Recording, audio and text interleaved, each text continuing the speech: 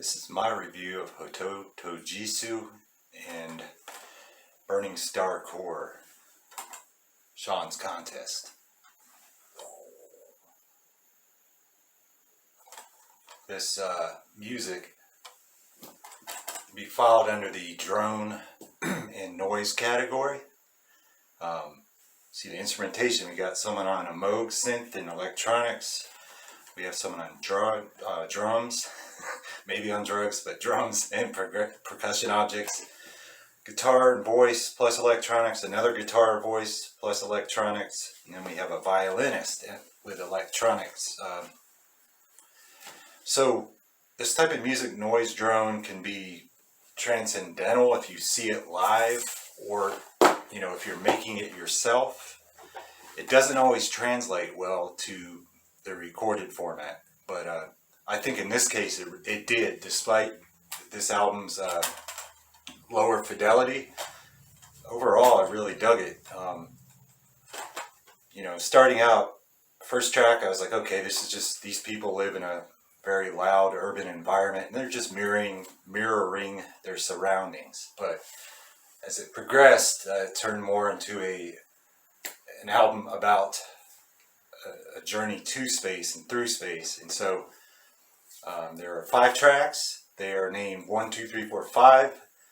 I don't think they gave them, proper names or whatever you want to call it, because they didn't want to give you a point of reference, like just 1, 2, 3, 4, 5. That way you're allowed, you can project any type of scenario onto this album you want. So what I ended up with was this space type journey.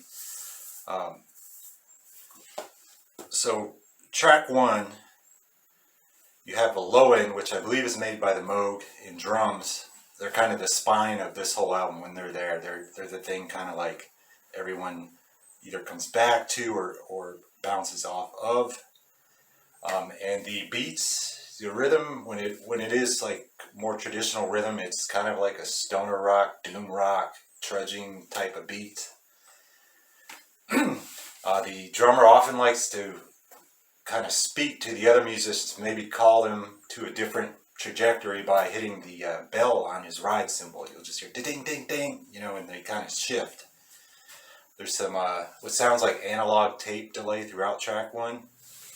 And this is them waiting on the launch pad to lift off. So there's just the rumblings of whatever happens before a rocket launches. Track 2 sees them launching. Now it just starts out just wall of noise, some of it sounds like ambulances and wood planers to me, electric wood planers, but and some kind of, weirdly, there's some kind of high school marching band vision that came in my head as well. But so yeah, they're stuff that sound like demented klezmer and gypsy music. But yeah, this is them launching off into space, and the bass tone finally comes in about the middle of the track. By the end of the track, all but the drums all but drop off, and the bass drones on. But yeah, this track 2 was noisy, like probably the most noisy one of them all. And so then you have tracks 3, 4, and 5, which are a triptych of sorts. There's no pause in between these tracks. They just go one into the other. And this is them finally breaking through the atmosphere on their space journey. There's all the, like I said, track 2, all the noise of track 2, and then trying to break through this atmosphere and get into space.